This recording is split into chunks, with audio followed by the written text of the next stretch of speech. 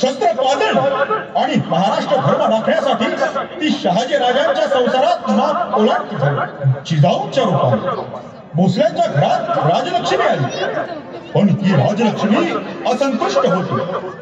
आजूबाजूची परिस्थिती तिला भेडसावत होती. दिवसांमागून दिवस उलटत होते.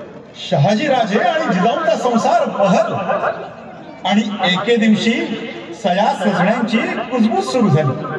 जिजाऊ लाजली, शहाजी राजे आनंद.